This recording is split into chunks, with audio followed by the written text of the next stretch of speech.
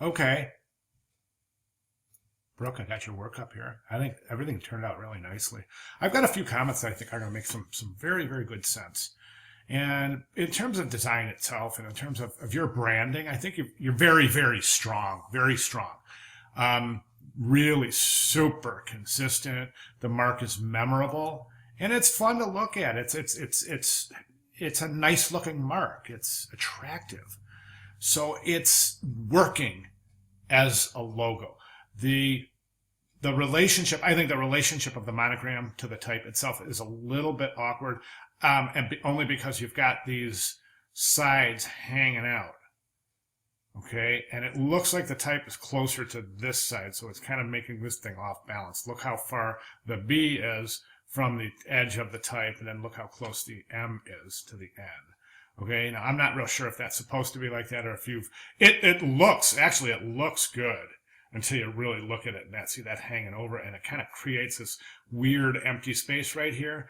So I would close down that possibility by reducing the size of the logo, of the monogram in relationship to the type. Okay, now one thing I noticed over here is that you've got your monogram, but it stands alone basically with your name off to the side. We've not seen that anywhere before. Okay, here we have monogram, name, title, monogram, name, title, monogram, name, title. Over here we have monogram, and then off to the side we have name and a title. So that's inconsistent, and that's something you want to avoid especially in branding. Okay, so I would address that. That's a pretty significant inconsistency in an otherwise just about spot on, direct, correct, and beautiful branding. Okay, okay, that's your lead behind. You know, let's start this by taking a look at. Let's take a look at this right here. Let's look at this typographic relationship right here. You've got your mark, and then you've got your typography, your contact information. And I think your contact information is encroaching on your mark. And you don't want to do that. That's your branding bread and butter. That's what you are built on, is that mark right there and the way that works. Okay, so you introduce this type that's kind of close to it, and it's almost like trying to steal attention away from it. I say bad idea. Let's take that right there, that whole type, and let's compose it at the bottom of the letterhead. This will do two things. It will keep your contact information together while isolating your logo, and it'll also open up the whole page so that you can use it very versatilely, and especially if you do any kind of freelance, or when you do, you have this page to use as, yes, your invoices and and shipping and things like that. So it will be very versatile, and that is going to lead me to my next point, Brooke, and that is my the lead behind looks fantastic, by the way. Everything everything looks good. As you've read in the book, they suggest that you don't use an image of yourself, but this is a leave behind, and this will have been hand delivered after the interview, right? So I think this is okay. I think it's okay. All right, and this is a cool layout. I like this layout. It's a good, nice, interesting, comfortable page size to show your work. A little bit of inconsistencies in your use of the grid right here.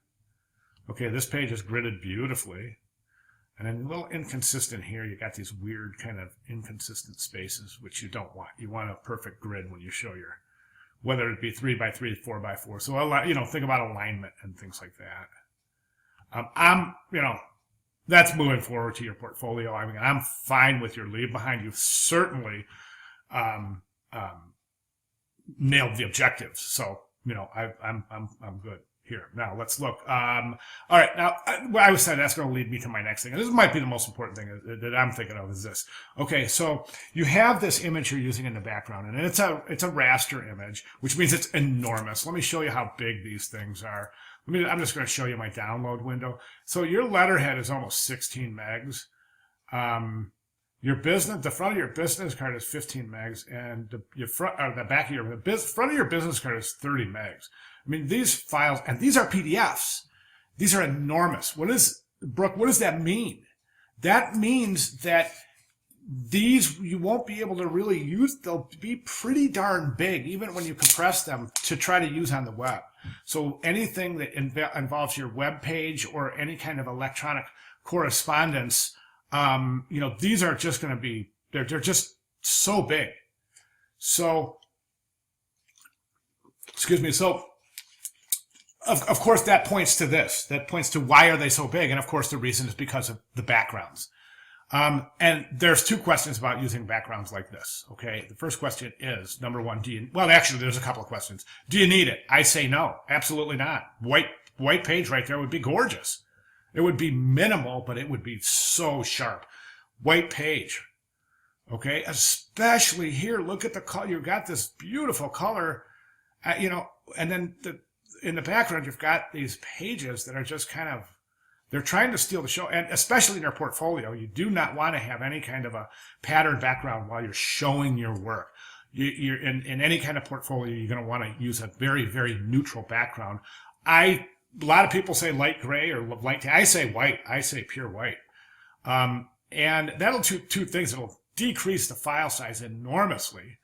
It will create more of a minimal feel as a designer and less of a kind of a digital, and that's a good thing. That's a good thing. I think every time we introduce a new thing, a new element to our branding, it adds a new set of meaning to that, to your branding, thereby diluting your original intent. And that's to give yourself a visual mark for which you can identify yourself while introducing yourself to potential clients or introducing yourself to to graphic design or design, as a designer ready to work in the field. All right. So, and then there's going to be this, and this might be the most critical. Now, you're sitting in an interview. Boy, I'm over 7 minutes. I got to wrap this up. I'm sorry I took so long. I'm taking so long. So you're sitting in an interview, and the person asks you, and I don't know if this is your work in the background or not. It's going to be. It looks like it's radial swirl.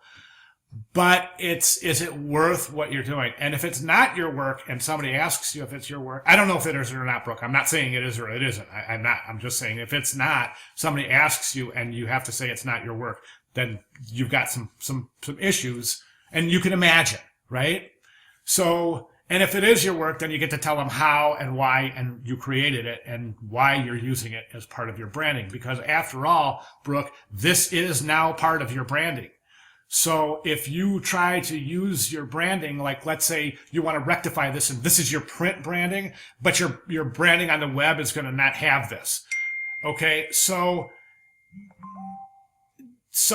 then you're going to have two different presentations, and again, you're going to be compromising your branding. I hope I'm making sense. I think it's overkill, and I'd say try working with white pages. I think you're going to be really super pleased with the results. Okay, let me know. Let me know. Let me know what you think, how you feel. All right? Good job, Brooke. Thanks so much.